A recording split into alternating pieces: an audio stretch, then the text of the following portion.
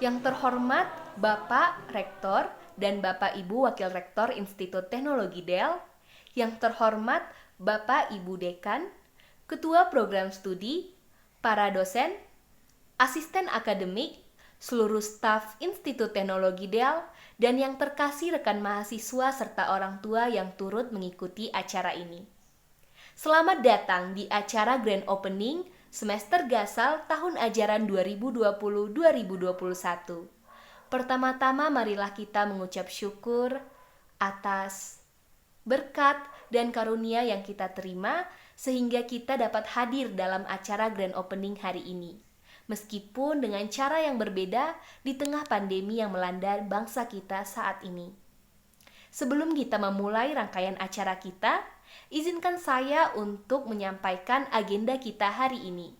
Di antaranya, diawali dengan doa pembuka, kemudian menyanyikan lagu Indonesia Raya, menyanyikan Mars ITDel, mendengarkan sambutan oleh Rektor Institut Teknologi Del, Profesor Insinyur Togar Simatupang, sosialisasi dari unit akademik, kemahasiswaan dan keasramaan, kuliah umum dari UPT STEM, sharing dari alumni ITDel, dan doa penutup oleh Bapak Alvin Bana.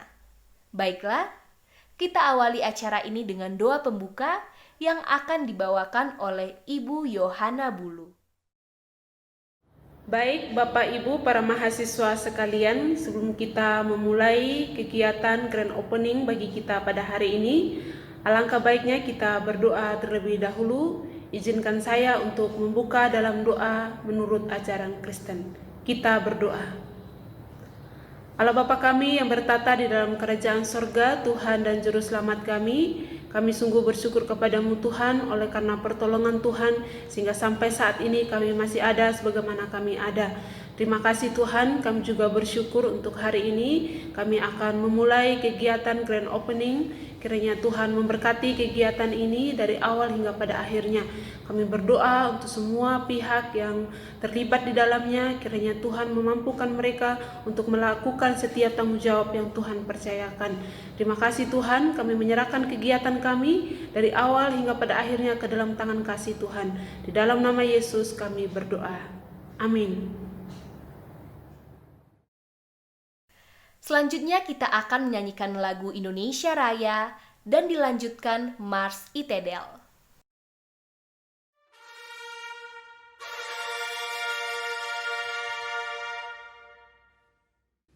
Indonesia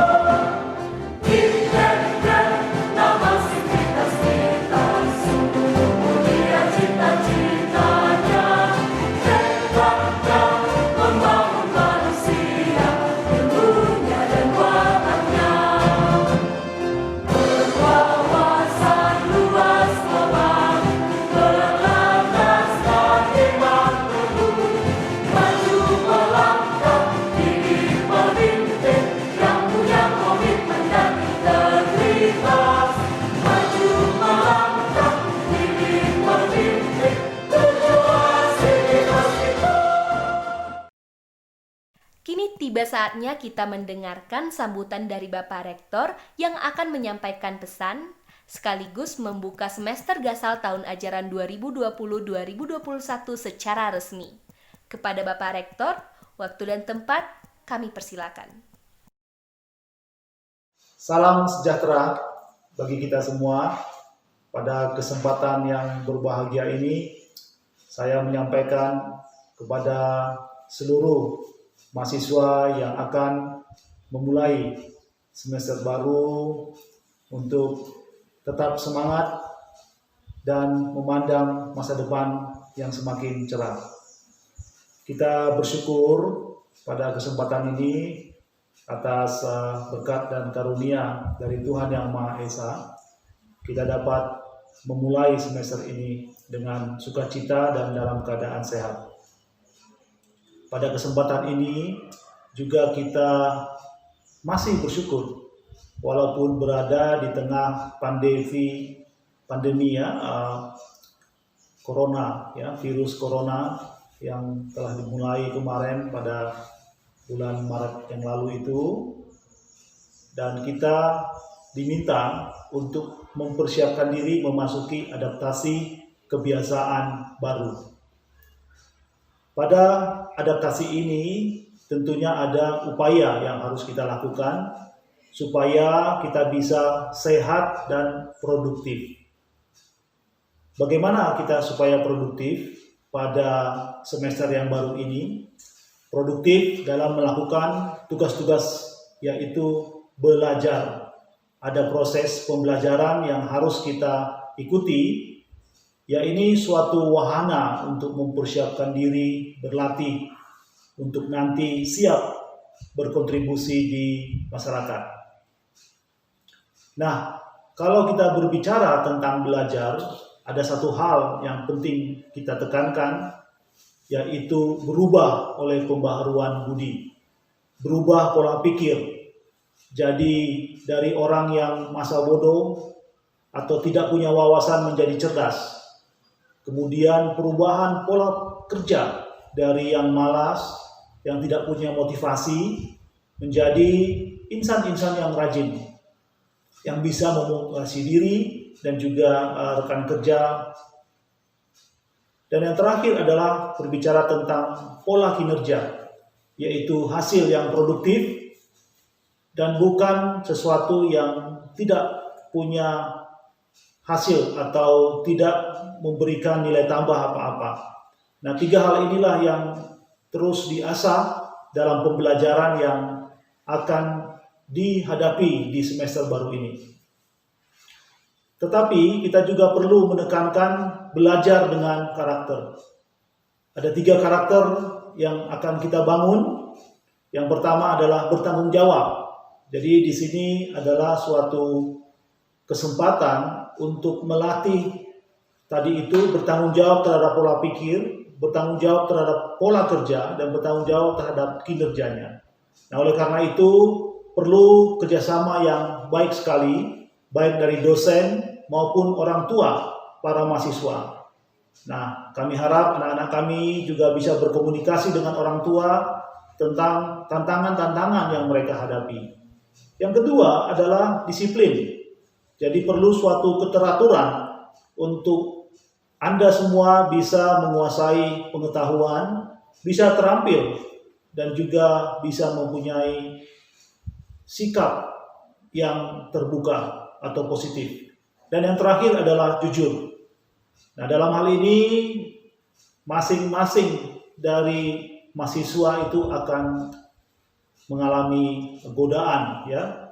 Banyak mungkin yang bisa membuat Anda punya kesempatan untuk tidak jujur. Tapi jagalah integritas dan berusahalah untuk mempunyai suatu perencanaan yang baik. Nah, apa tipsnya? Pertama adalah bagaimana Anda bisa melakukan perencanaan dengan baik.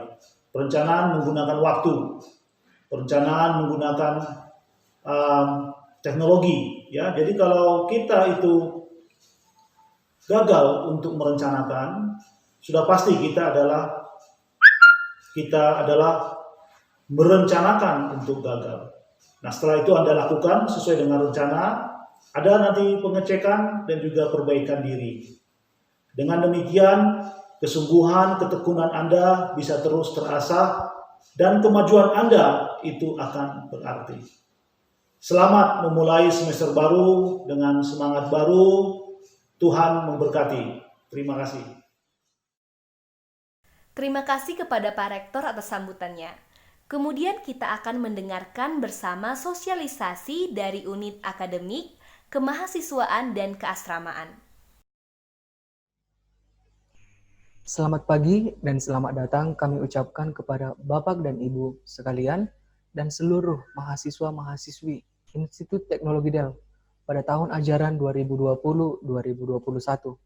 Kami dari bidang akademik Institut Teknologi Del akan menjelaskan ketentuan pelaksanaan kegiatan akademik semester gasal tahun ajaran 2020-2021.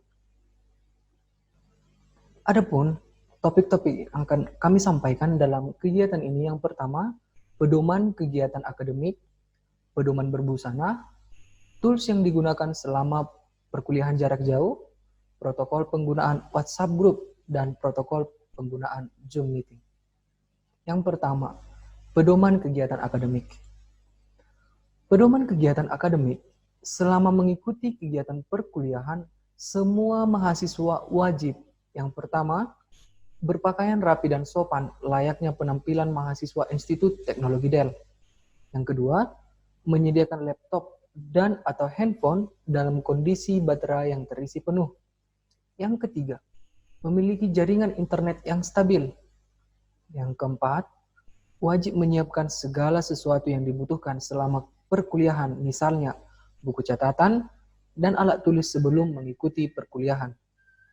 Yang kelima, harus hadir 5-10 menit sebelum kegiatan akademik dimulai, baik yang dilaksanakan melalui WhatsApp, Zoom, atau media lain yang ditetapkan oleh Bapak Ibu dosen pengampu. Yang berikutnya, selama mengikuti kegiatan perkuliahan, semua mahasiswa diwajibkan fokus pada kegiatan yang sedang dijalankan dan tidak sedang mengerjakan hal-hal yang lain. Berkomunikasi dengan baik dan sopan. Harap hadir pada semua sesi yang telah dijadwalkan. Yang berikutnya, berpartisipasi secara aktif dan inisiatif di semua kegiatan. Dan yang terakhir, mengikuti semua aturan dan protokol yang ditentukan. Untuk topik yang kedua, pedoman berbusana. Pedoman berbusana yang pertama, peserta wajib berpenampilan baik dan sopan selama mengikuti kegiatan akademik. Yang pertama, kemeja atau kaos berkerah. Yang kedua, celana panjang untuk putra dan putri, rok di bawah lutut atau celana panjang untuk putri. Yang kedua, peserta wajib menjaga kerapian rambut dan ketentuan sebagai berikut. A. Untuk mahasiswa putra, rambut dipangkas pendek, ukuran satu sisir dan rapi, tidak panjang, tidak berkumis, ataupun berjenggot, atau dapat dilihat nanti pada contoh yang akan tampil pada slide berikutnya. Untuk putri, rambut diikat satu ke belakang, atau sering disebut dengan ponytail dengan rapi. Boleh dilihat pada gambar, untuk pria rambutnya pendek, dan untuk putri boleh mengikuti seperti yang tampil pada slide. Untuk topik yang berikutnya, tools yang digunakan selama PJJ. Adapun tools yang akan digunakan selama perkuliahan jarak jauh ada yang pertama, WhatsApp, Zoom atau virtual meeting dengan video dan audio, e-course, sistem informasi akademik, dan yang terakhir ada platform lainnya sesuai dengan yang telah dirancang oleh masing-masing dosen dalam setiap mata kuliah. Untuk protokol penggunaan WhatsApp Group. Protokol penggunaan WhatsApp Group yang pertama, seluruh mahasiswa dan mahasiswi wajib mengatur username WhatsApp dengan aturan sebagai berikut, yaitu nama _NIM. Dan semua adik-adik sudah mendapatkan NIM dari Institut Teknologi Del. Yang kedua, seluruh mahasiswa-mahasiswi wajib mengatur foto profile di WhatsApp dengan menggunakan foto portrait pas foto mahasiswa, cukup tampil wajah dan leher. Jadi, untuk foto-foto yang tidak sesuai dengan ketentuan, sudah bisa nanti diatur oleh adik-adik semuanya. Yang ketiga, awali dengan sapaan atau mengucapkan salam. Contohnya, selamat pagi, selamat siang, selamat sore Bapak, atau selamat sore Ibu. Yang keempat, lanjutkan dengan menyampaikan identitas Anda di setiap awal komunikasi atau percakapan. Contohnya, nama saya Putri, izin bertanya Pak, atau izin bertanya Bu. Yang kelima, gunakan bahasa yang umum yang dapat dimengerti, tanda baca yang baik, dan dalam konteks formal. Hindari menyingkat kata seperti DMN, YG, AK, KPN, OTW, SY, dan singkatan-singkatan lain yang mungkin yang masih sering adik-adik gunakan. Dan hindari kata ganti non-formal seperti aku, oke, iye, dan lain-lain. Yang terakhir, akhiri pesan dengan mengucapkan terima kasih atau salam sebagai penutup. Yang terakhir, topik protokol penggunaan Zoom. Yang pertama, seluruh mahasiswa-mahasiswi wajib mengubah username Zoom atau profile name dengan format nama _NIM yang telah didapatkan dari Institut Teknologi Dell. Yang kedua, seluruh mahasiswa-mahasiswi wajib menggunakan profile picture dengan portrait diri asli. Jadi dipastikan foto yang digunakan oleh adik-adik semuanya bukan foto orang lain. Yang ketiga, pastikan mikrofon dalam keadaan tidak aktif atau mute dan video dinonaktifkan saat sedang tidak berbicara. Yang keempat, pada saat diskusi silakan klik fitur raise hand atau menulis di chat box. Jadi, tidak sembarangan memotong pembicaraan dalam proses perkuliahan. Yang kelima, jika diminta oleh moderator, peserta harus siap segera untuk mengaktifkan mikrofon dan video. Yang keenam, sangat diharapkan seluruh peserta mengikuti sesi dengan fokus dan tidak sambil mengerjakan hal-hal yang lain. Catatan, untuk semua protokol komunikasi di atas dapat berubah sesuai dengan aturan yang ditetapkan oleh dosen pengampu dalam masing-masing perkuliahan. Demikian kami sampaikan untuk kegiatan ini. Kami dari tim akademik mengucapkan terima kasih. Salam 3M, Martuhan, Marroha, Marbisuk. Salam sejahtera bagi Bapak Ibu yang saya hormati dan mahasiswa-mahasiswi yang kami banggakan. Saya mewakili Lembaga Kemahasiswaan dan Unit Keasramaan akan menyampaikan sosialisasi Lembaga Kemahasiswaan dan Unit Keasramaan dalam kegiatan PJJ. Yang pertama, Lembaga Kemahasiswaan. Ada beberapa informasi yang akan kami sampaikan. Yang pertama, seluruh kegiatan lembaga kemahasiswaan akan dilakukan secara daring.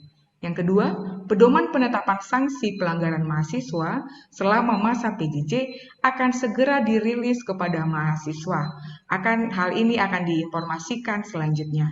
Yang ketiga, layanan surat atau administrasi dari kemahasiswaan seperti surat pengantar mengikuti kompetisi dan yang lainnya dapat diminta melalui email kepada kemahasiswaan maupun lewat aplikasi CIS. Yang keempat, setiap minggu akan diadakan apel atau sapa pagi mahasiswa oleh dosen wali. Dan yang kelima, seluruh mahasiswa dihimbau untuk dapat tetap aktif dalam setiap kegiatan kemahasiswaan dan pembinaan karakter. Yang kedua, unit keasramaan. Sebagaimana yang kita ketahui, salah satu peran keasramaan adalah pembinaan karakter. Untuk itu kami menginformasikan program pembinaan karakter bagi mahasiswa ITDEL dalam masa PJJ. Kegiatan pembinaan karakter untuk mahasiswa akan tetap dilaksanakan mengingat pentingnya pembinaan karakter DEL bagi mahasiswa dalam rangka membentuk insan DEL yang memiliki karakter yang unggul. Selama masa PJJ, mahasiswa akan tetap melatih, membiasakan, dan memegang nilai-nilai karakter dimanapun berada, baik di kampus maupun di rumah. Secara khusus, untuk efektivitas kegiatan pembinaan selama PJJ ini, akan ada sinergi dengan semua pihak di ITDEL, yaitu pembina asrama, dosen, lembaga kemahasiswaan, serta psikolog. Serta termasuk juga kami mengharapkan sinergi dari orang tua mahasiswa. Ada 3 nilai fokus dalam pembinaan karakter. Apa-apa saja itu? Yang pertama, kejujuran. Yang kedua, tanggung jawab. Dan yang ketiga, disiplin. Ketiga nilai ini berlaku dalam kegiatan akademik maupun non-akademik. Kami mengharapkan ketiga nilai ini benar-benar dilatih oleh mahasiswa pada kondisi PJJ sekarang ini.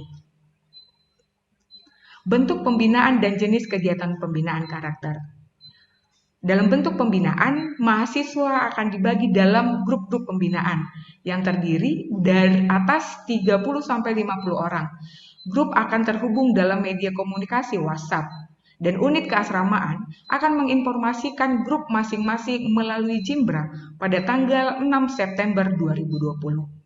Dan kemudian setiap 1 kali seminggu akan ada komunikasi bersama pembina asrama dengan mahasiswa dalam grup pembinaan, sebagaimana kegiatan malam di asrama. Hari ini dilakukan melalui komunikasi melalui media WhatsApp atau pertemuan virtual. Waktu kegiatan akan diinformasikan grup asrama masing-masing. Jenis kegiatan pembinaan karakter. Pada tabel ini, jenis-jenis kegiatan yang akan dilakukan selama pembinaan karakter PJJ, yaitu ibadah saat teduh. Pembina asrama akan mengirimkan panduan saat teduh di pagi hari. Waktu pelaksanaannya ini di hari Senin sampai di hari Sabtu. Khusus tingkat 1, ada program Abang dan Kakak Asuh. Kami memberitahukan dan menginformasikan kepada mahasiswa tingkat 2 akan dibuka pendaftaran mulai hari ini, dan informasi selanjutnya akan diberitahukan lewat grup asrama masing-masing. Dan khusus tingkat 1 akan ada pengisian timetable harian. Dan untuk tingkat 1 juga akan ada juga kelompok tumbuh bersama atau KTB. Untuk seluruh mahasiswa, pemberian nilai-nilai karakter akan dilakukan setiap minggu. Akan ada topik mingguan. Akan dikirim poster atau video tentang topik tersebut yang dilakukan 2 kali di dalam 1 minggu. Dan kemudian membuat refleksi atau topik mingguan melalui media WhatsApp maupun pertemuan virtual. Hal ini sebagaimana di dalam bentuk kegiatan dilakukan 1 kali di dalam 1 minggu, bagaimana menggantikan kegiatan malam yang biasanya dilakukan di asrama. Waktunya pukul 19.30 sampai dengan jam 20 WIB. Layanan pribadi atau konseling oleh pembina asrama maupun psikolog. Khusus untuk psikolog diadakan pada hari Kamis dan Jumat. Komunikasi informasi akan didapatkan melalui pembina asrama masing-masing. Yang selanjutnya pemantauan kesehatan mahasiswa. Ini dilakukan 1 kali sebulan lewat kuesioner yang akan dibagikan kepada mahasiswa-mahasiswi. Dan pemantauan kerapian atau pelaksanaan tanggung jawab di rumah. Misalnya seperti putra, kumis jenggot, bangun pagi, melaksanakan kebersihan di rumah, dan kegiatan lainnya yang diatur oleh pembina asrama masing-masing. Hal ini biasanya dilakukan seperti sidak, seperti itu. Pemantauan mahasiswa. Pada prinsipnya, kami mendorong mahasiswa sekalian agar secara mandiri tetap melaksanakan kebiasaan-kebiasaan yang baik yang telah ditanamkan di kampus saat berada di rumah. Sebab pembiasaan karakter DEL dilakukan di mana saja selama mahasiswa mengenyam pendidikan di ITDEL. Meskipun demikian, pemantauan mahasiswa pada masa PJJ tetap diupayakan dengan tujuan untuk memastikan mahasiswa sekalian tetap memberi diri dalam melatih dan membiasakan nilai-nilai karakter DEL saat berada di rumah.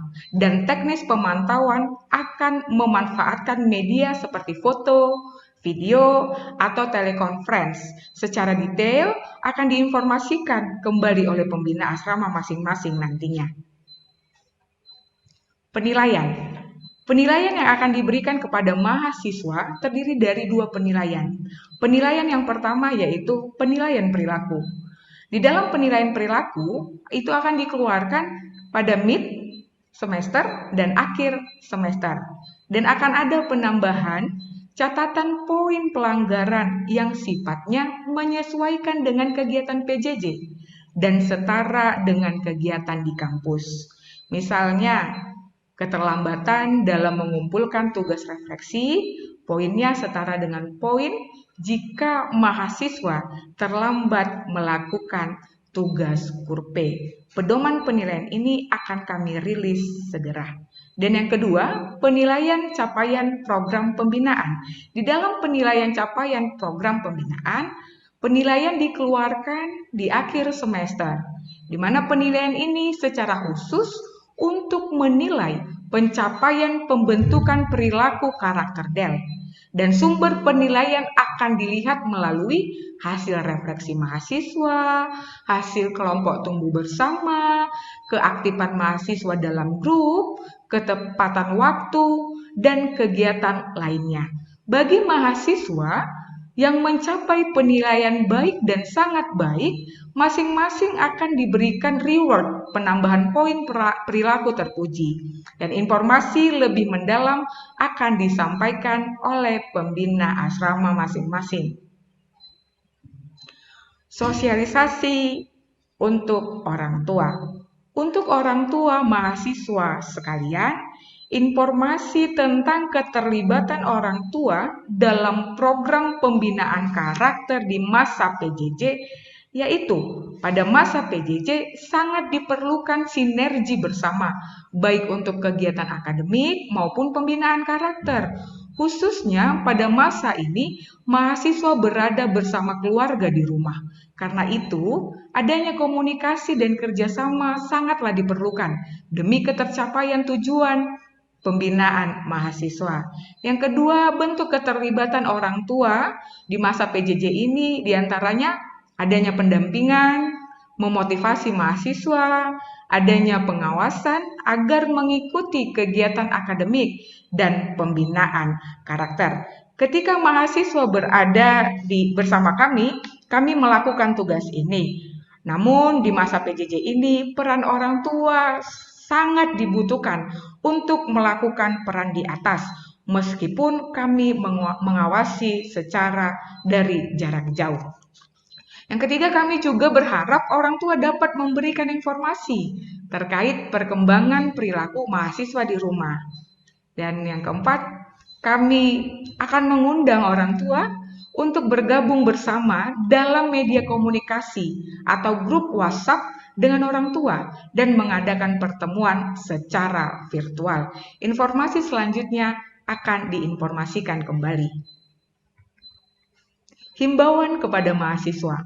Ada beberapa himbauan kepada mahasiswa-mahasiswi. Yang pertama, mahasiswa-mahasiswi diharapkan bersedia memberi diri untuk mengikuti program pembinaan karakter dan perkuliahan dengan baik. Yang kedua, mahasiswa-mahasiswi diharapkan untuk terbuka atas kendala-kendala yang dihadapi kepada pembina asrama dan dosen. Dan yang ketiga, mahasiswa-mahasiswi dapat menerapkan kejujuran, tanggung jawab, dan disiplin. Demikian sosialisasi ini kami sampaikan kepada Bapak Ibu dan mahasiswa-mahasiswa sekalian. Kami mengucapkan terima kasih. Selanjutnya kita akan mendengarkan kuliah umum oleh Pak Dedi Anwar selaku Kepala UPT STEM. Topik yang akan beliau sampaikan berkaitan dengan metode perkuliahan yang akan kita laksanakan semester ini, yaitu secara daring. Bagaimana strategi kita dalam melaksanakan pembelajaran jarak jauh? Perkenalkan, saya Dedi Anwar, saya dosen di Prodi Teknik Bioproses dan saat ini menjabat juga sebagai Kepala Unit Pelayanan Teknis, Pusat Pembelajaran Elektronik dan Sains Teknologi Engineering Matematik atau disingkat dengan STEM. Nah, pada kesempatan ini, saya akan menyampaikan kuliah umum mengenai strategi pembelajaran jarak jauh pada masa new normal. Atau dengan kata lain, kuliah umum untuk membekali kalian tips bagaimana menghadapi perkuliahan di ITDEL yang saat ini menerapkan perkuliahan jarak jauh. Oke, saat ini di Indonesia bahkan dunia, COVID-19 membuat banyak aktivitas dilakukan secara terbatas, di mana kegiatan yang biasanya kita lakukan bersamaan dalam waktu dan tempat tidak dapat lagi kita lakukan untuk sementara waktu, yang mana tujuannya untuk memutus rantai penyebaran COVID-19. Contoh aktivitas yang dibatasi seperti aktivitas perkantoran, aktivitas perayaan, dan termasuk juga aktivitas pembelajaran seperti di sekolah ataupun kampus. Sekolah ataupun kampus menghentikan proses pembelajaran tatap muka untuk memutus rantai penyebaran COVID-19, khususnya di kalangan generasi muda, yaitu kalian mahasiswa kami. Sebagai gantinya, pembelajaran dilakukan dengan pembelajaran jarak jauh atau remote learning. Pembelajaran atau perkuliahan jarak jauh terbagi lagi menjadi dua, yaitu perkuliahan jarak jauh sinkron dan perkuliahan jarak jauh asinkron. Nah, perkuliahan jarak jauh sinkron adalah pembelajaran yang dilakukan dengan interaksi dua arah antara pendidik dan peserta didik. Biasanya dilakukan dengan menggunakan media seperti Zoom, Google Meet, WebEx, dan lainnya. Sementara untuk perkuliahan jarak jauh asinkron sebaliknya, dilakukan tanpa interaksi langsung. Jadi pemberian materi kuliah dilakukan satu arah, misalnya dengan lecture note, buku, video ajar, dan nantinya interaksi dua arah akan dilakukan pada forum diskusi tertulis seperti media chat, WhatsApp, email, dan lain-lain. Nah, berbicara mengenai perkuliahan jarak jauh sering disamakan dengan e-learning. Padahal ini adalah dua hal yang berbeda, namun berhubungan. Supaya lebih paham, kita pahami dulu definisi dari beberapa hal berikut ini. Yang pertama adalah teacher-centered learning, yaitu pembelajaran berpusat kepada pengajar atau pendidik. Di sini, guru atau dosen akan memberikan materi 100% kepada peserta didiknya. Nah, model ini merupakan pembelajaran yang paling umum dipakai di sekolah ataupun kampus. Namun, dapat dikategorikan metode ini adalah metode pembelajaran lama atau metode pembelajaran yang klasik. Lalu selanjutnya yang kedua adalah student-centered learning atau pembelajaran berpusat kepada peserta didik. Sebaliknya, di sini mahasiswa berperan aktif belajar mandiri, mencari materi, diskusi kelompok, dan dosen atau pendidik di sini bertindak sebagai fasilitator dan pengarah capaian pembelajarannya. Selanjutnya yang ketiga adalah e-learning. Adalah proses pembelajaran berbasis elektronik. Contohnya dengan menggunakan komputer, televisi, telepon seluler, dan bisa digunakan atau bisa dilakukan dalam jaringan ataupun daring ataupun online, maupun dilakukan secara luring ataupun offline atau luar jaringan. Jadi tidak selamanya e-learning dilakukan secara online. Nah, selanjutnya pembelajaran blended learning adalah suatu metode pembelajaran yang memadukan pembelajaran tatap muka dengan pembelajaran asinkron e-learning. Jadi, model belajar ini memberikan mahasiswa materi ajar yang dapat diakses dengan media elektronik untuk dipelajari secara mandiri. Lalu nantinya akan ada diskusi mengenai materi ajar dengan dosen dalam bentuk tatap muka. Model ini dikenal juga dengan sebutan flip classroom. Nah, pembelajaran ini yang nantinya akan kalian laksanakan dalam perkuliahan jarak jauh di ITDL. Nantinya pelaksanaannya dilakukan oleh dosen pengampu dengan memberikan materi ajar kepada kalian melalui media ajar secara online. Lalu dilanjutkan dengan kelas diskusi, namun bedanya tatap muka yang dilakukan di sini dilakukan secara online ataupun daring.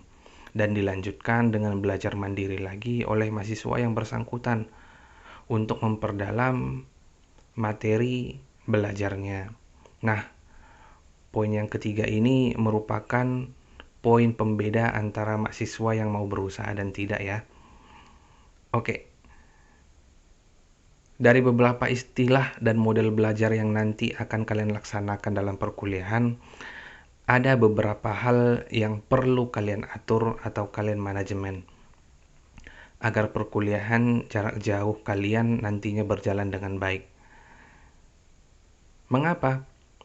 Karena dalam perkuliahan jarak jauh, diri kalian sendirilah yang akan mengatur perkuliahan secara mandiri. Berbeda dengan perkuliahan yang dilaksanakan di dalam kampus. Di dalam kampus ada pihak yang mengawasi dan membuat aturan, media, dan teknologi ajar yang tersedia, sehingga ada kemungkinan terjadi pelaksanaan perkuliahan yang tidak baik yang dilakukan oleh kalian saat melakukan perkuliahan jarak jauh. Maka dari itu, perlu adanya strategi dalam menghadapi perkuliahan jarak jauh. Nah, maka dari itu, saya ingin memberikan tips bagaimana strategi menghadapi perkuliahan jarak jauh. Oke, yang paling pertama adalah pahami capaian pembelajaran. Jadi, dari mata kuliah yang dilaksanakan, hal ini penting. Kenapa? Untuk memusatkan pembelajaran tidak bergeser kemana-mana. Sedikit tips untuk kalian. Hal yang dinilai oleh dosen dari setiap perkuliahan adalah capaian pembelajarannya. Capaian pembelajaran biasanya akan dijabarkan pada awal perkuliahan dalam silabus ataupun RPS. Jadi, perlu kalian pahami dan perlu kalian ingat mengenai capaian pembelajaran dari tiap mata kuliah yang kalian hadapi. Yang kedua adalah tetapkan manajemen dan disiplin waktu. Atur waktu belajar dengan teratur. Hal ini akan menjadi lebih mudah karena kampus memberikan jadwal kepada kalian. Namun, ada waktu-waktu yang perlu kalian atur sendiri, seperti waktu belajar mandiri, mengerjakan tugas, waktu mengakses materi ajar. Nah, setelah manajemen waktu bisa kalian kelola, perlu adanya disiplin untuk memaksimalkan manajemen waktu tadi. Disiplin mengumpul tugas, disiplin mengikuti jadwal diskusi, dan lain-lain. Nah, bagi orang-orang yang belum terbiasa belajar mandiri, biasanya akan mengerjakan tugas di menit-menit akhir tenggat waktu yang ditetapkan. Nah, ini perlu dihindari ya. Satu hal lagi yang penting untuk kalian mengenai waktu adalah sediakanlah waktu untuk istirahat sejenak dari perangkat elektronik kalian. Pembelajaran bisa kalian lakukan dengan menggunakan media textbook ataupun yang lainnya. Yang selanjutnya, yang ketiga adalah persiapkan teknologi yang dibutuhkan. Jadi, kalian harus mengetahui peralatan apa saja yang dibutuhkan untuk melakukan pembelajaran jarak jauh. Karena tidak semua media dapat disediakan kampus dengan baik. Oleh karena itu, beberapa platform belajar daring dapat menjadi alternatif. Demikian juga perkakas teknologinya, seperti komputer, laptop, handphone, ataupun tablet menjadi penting. Dan yang terutama adalah jaringan internet yang baik. Nah, karena hal ini juga kampus membuat model pembelajaran flip learning agar materi ajar dapat kalian akses pada saat jaringan internet kalian sedang stabil. Lalu yang keempat adalah menjadi pembelajar yang aktif. Nah, seperti yang saya kemukakan di awal mengenai student center learning, penting menjadi pembelajar yang mandiri. Karena serapan ajar akan semakin baik jika dilakukan secara mandiri. Sesi belajar mandiri sebaiknya dilakukan sebelum dan sesudah sesi diskusi. Lalu yang kelima adalah belajar dengan fokus. Nah, kesalahan yang sering dilakukan oleh mahasiswa adalah tidak fokus ketika melakukan perkuliahan jarak jauh. Karena selama melakukan pembelajaran di internet, ada banyak sekali distraksi yang mengganggu proses pembelajaran. Godaan nonton video YouTube, buka media sosial, hingga baca-baca konten berita impulsif seringkali dilakukan tanpa rencana sebelumnya. Oleh karena itu, penting bagi kalian untuk berusaha fokus dan konsisten selama belajar dalam waktu yang ditetapkan. Hindari segala macam distraksi yang berpotensi mengganggu proses belajar. Jika memungkinkan, tetapkan ruang khusus untuk belajar dan menjauhkan diri dari gangguan anggota keluarga lain untuk membuat suasana belajar kondusif. Lalu yang keenam, aktif dan terampil dalam berkomunikasi dengan dosen ataupun teman kelas. Nah, tidak perlu ragu untuk bertanya kepada pengajar atau berdiskusi dengan teman kelas. Dan juga gunakanlah bahasa yang santun dan sopan saat berdiskusi. Hal ini akan melatih kecakapan komunikasi kalian. Berani bertanya adalah salah satu kemampuan yang sulit di generasi milenial saat ini. Nah, biasakanlah berkomunikasi terutama saat kelas diskusi. Yang ketujuh adalah bersikap jujur dan tidak melakukan kecurangan seperti mencontek dan sebagainya. Nah, demikian strategi belajar jarak jauh pada masa pandemik saat ini. Harapannya 7 strategi tadi bermanfaat untuk kalian dalam menghadapi awal masa kuliah kalian yang dilakukan di Institut Teknologi Dell secara jarak jauh. Terakhir, sebagai pesan penutup, keberhasilan bukanlah milik orang pintar, namun keberhasilan itu adalah milik mereka yang senantiasa berusaha. Oke, semoga kita semua diberikan kesehatan dan sampai jumpa di kuliah lainnya. Terima kasih. Terima kasih Pak Dedi untuk paparannya hari ini. Pada kesempatan ini, kita juga akan mendengarkan sharing pengalaman dari salah satu alumni Institut Teknologi Dell yang saat ini telah bekerja di salah satu market base di Jakarta, yaitu Ibu Dian Hutasoid. Ibu Dian akan berbagi bagaimana kita dapat beraktivitas secara efektif dengan kondisi saat ini dan memanfaatkan segala teknologi yang ada. Selamat pagi teman-teman mahasiswa dan juga Sivitas Akademika ITDL yang hadir di Grand Opening semester Gasal tahun ajaran 2020-2021. Nah, kali ini kita akan ngobrol dengan salah satu alumni ITDL atas nama Dian Hutasoid. Jadi Kak Dian ini lulusan Diploma 3 Teknik Informatika. Sekarang namanya berubah menjadi D3 Teknologi Informasi. Lalu lanjut ke D4 Teknik Informatika. Sekarang D4 Teknologi Rekayasa Perangkat Lunak. Gitu. Sempat juga sekitar 2 tahun bekerja sebagai asisten akademik di ITDL, lalu hijrah berangkat ke ibu kota untuk bekerja di tempat yang lain. Gitu. Jadi mungkin sebelum kita mulai, Kak Dian bisa say hi dulu ya ke adik-adik mahasiswa ya, Kak Dian ya, silakan. Ya, boleh. Halo adik-adik mahasiswa, perkenalkan aku Dian Hutasoid. Saat ini aku bekerja di salah satu marketplace di Indonesia yang menitik bisnisnya di teknologi. Hari ini kita bakalan diskusi mengenai bagaimana optimasi penggunaan teknologi ketika kita beraktivitas secara online. Semoga bermanfaat ya. Oke, siap. Jadi sebenarnya di tempat kerja Kak Dian sendiri kan sebelum pandemi COVID-19 juga sistem kerjanya sudah hybrid ya, bisa sebagian bekerja tetap muka di kantor, nah sisanya bisa bekerja secara online. Nah, dari pengalaman itu apa sih sebenarnya hal yang menguntungkan dan mungkin ada kekurangan ya dari sistem bekerja yang online?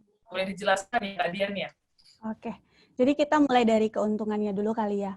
Kalau berdasarkan pengalaman aku sendiri itu, keuntungannya itu kita jadi punya waktu berkumpul sama keluarga tapi sambil kerja gitu.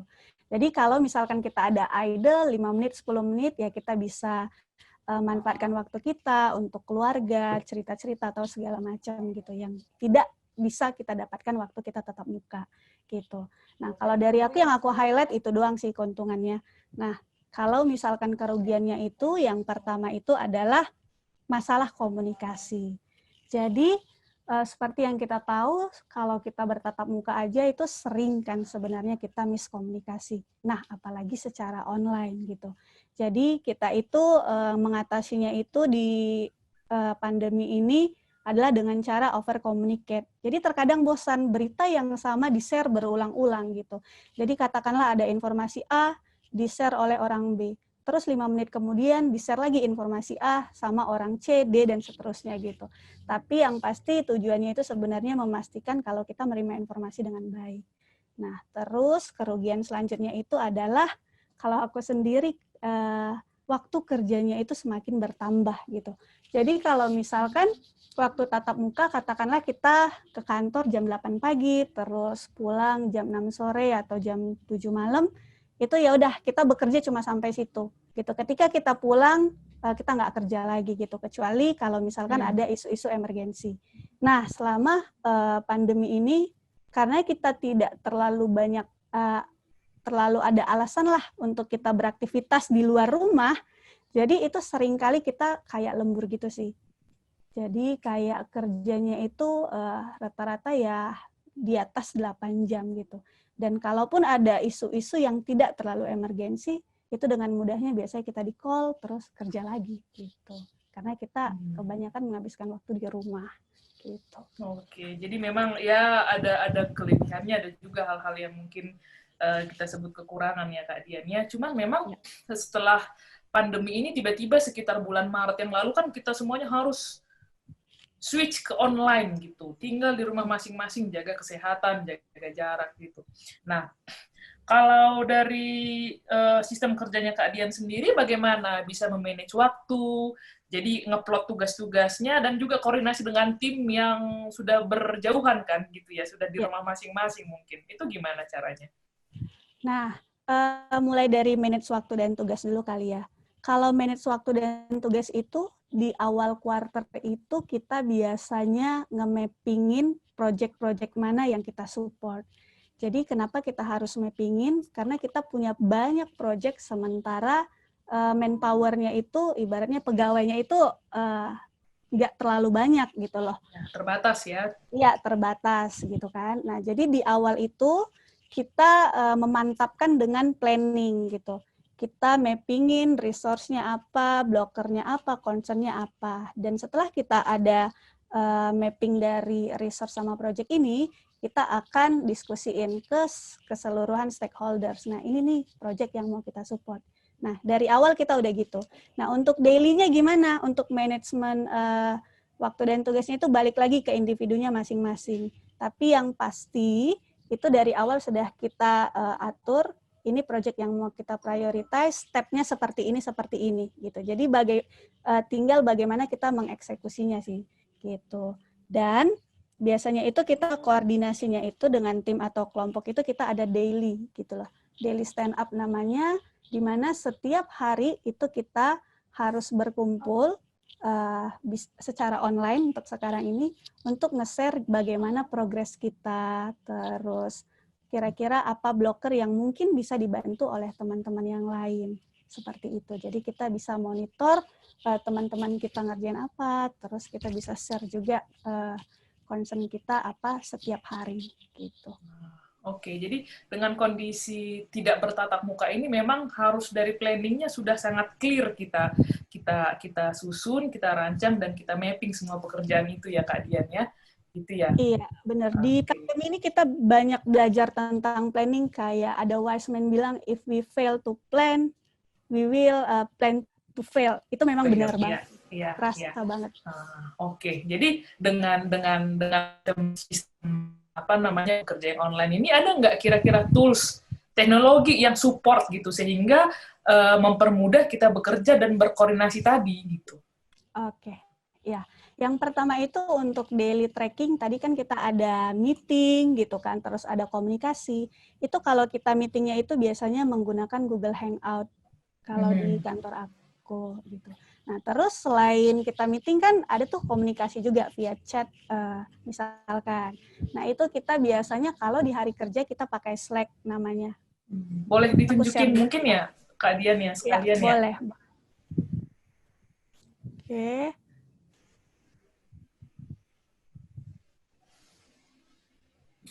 Ya, kelihatan kah ini? Ya, Slack ini masih Jira ya, yang Slack. Oke, ya.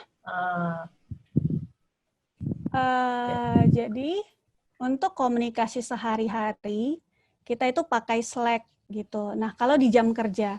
Tapi biasanya kalau misalkan di luar jam kerja itu kita biasanya komunikasinya via WhatsApp biasa. Karena takutnya kita nggak lihat Slack gitu. Ya. Nah, terus kemudian tools yang tadi kan, tadi aku ada singgung masalah mapping manpower dengan project kita kan.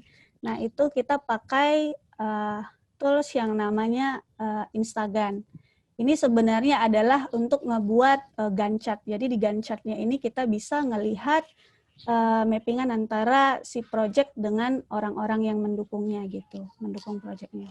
Nah, kemudian sehari-hari kita juga pakai tools untuk project management.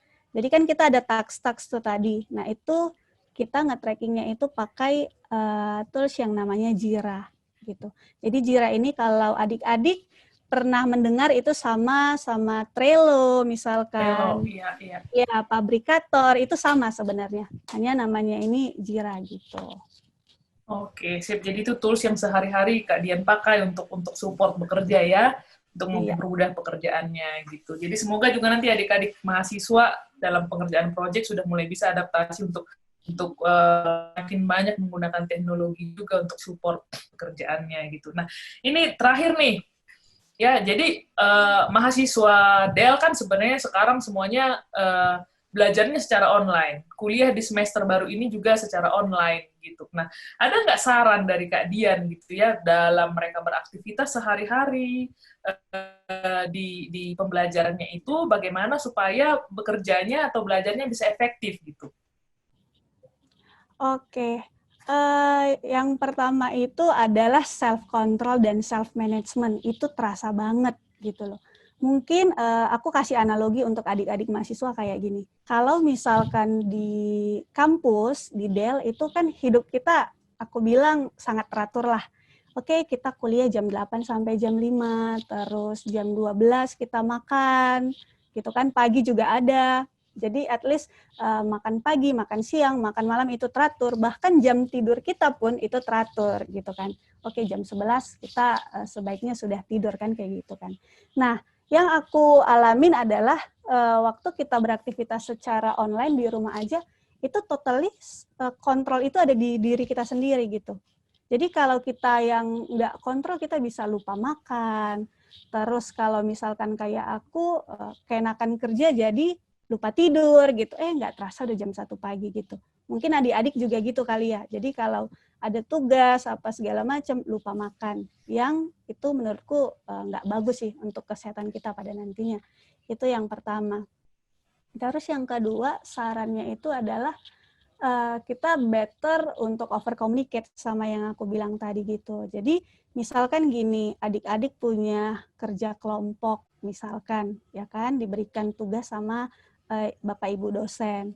Jadi karena kita ini aktivitas secara online, nggak apa-apa, diulang-ulang aja. Ini kau udah tahu kan tentang proyek ini gimana kita iniin. Nah, besok ditanya lagi nggak apa-apa gitu. Mastiin kalau teman kita itu in the same page sama kita gitu. Takutnya ada miskomunikasi gitu. Communicate sih menurut aku gitu. Terus hal ini berbeda dengan kita yang tatap muka, kan kalau misalkan kita online kayak gini kan kita peluang sama keluarganya itu, aktivitas sama keluarganya itu kan besar.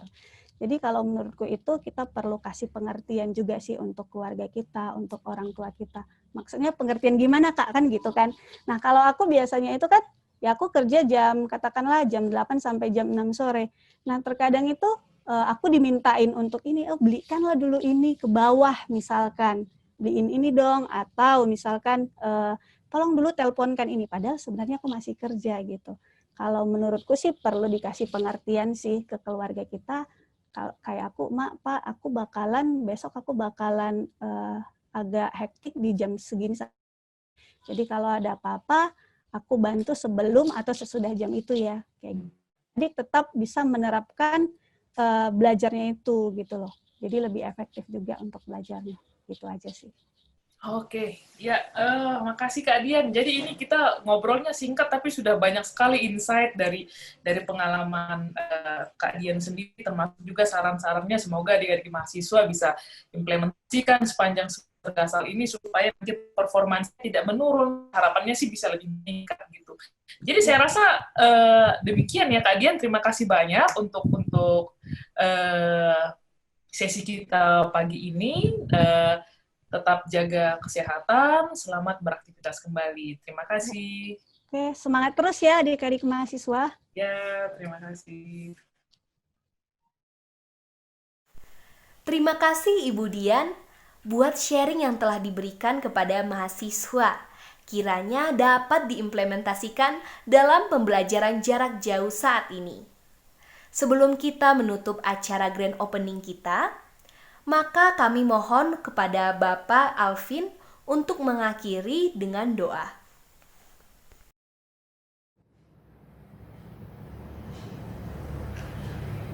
Baik Bapak Ibu dan seluruh mahasiswa yang ada, sebelum kita mengakhiri pertemuan kita pada hari ini, kita menutupnya dengan doa. Dan izinkan saya untuk memimpin doa ini menurut iman Kristen. Mari kita berdoa. Bapa di surga, dalam nama Tuhan Yesus, kami sangat bersyukur kepadamu untuk kasih-Mu yang tidak pernah berkesudahan dalam kehidupan kami. Terlebih hari ini kami bisa selesai mengikuti Grand Opening dengan baik. Kami bersyukur setiap dosen yang menyampaikan, kami berdoa Tuhan Yesus. Kiranya Engkau memberkati supaya kami bahkan semua mahasiswa yang ada bisa mengertinya dengan baik. Bapa di surga, kami berdoa Tuhan Yesus. Untuk semua penyampaian Engkau memberkati dalam semester depan. Kami berdoa Tuhan Yesus, untuk setiap perkuliahan yang ada Engkau memberkati. Bapak Ibu dosen yang mempersiapkan materi, kami berdoa Tuhan, Engkau yang berkuasa, Engkau berikan hikmat bagi mereka untuk bisa mempersiapkannya dengan baik. Para mahasiswa pun kami berdoa, Engkau memberikan mereka hikmat, kebijaksanaan, bahkan kedisiplinan yang baik untuk mengikuti semuanya dengan baik. Kami berdoa entah itu mahasiswa yang mengikuti melalui PJJ maupun yang di kampus, kiranya Engkau memberkati. Kami berdoa Tuhan Yesus untuk kampus kami, kiranya Engkau memberkati. Dari pemimpin kami, staf dan dosen, karyawan dan kami semua, kiranya Engkau memberkati dalam setiap tanggung jawab kami ke depannya. Kami berdoa Tuhan Yesus, biarlah kami melakukannya dengan takut akan Tuhan melalui pekerjaan kami masing-masing. Dalam nama Tuhan Yesus Kristus kami berdoa kepada Bapa di surga. Haleluya. Amin.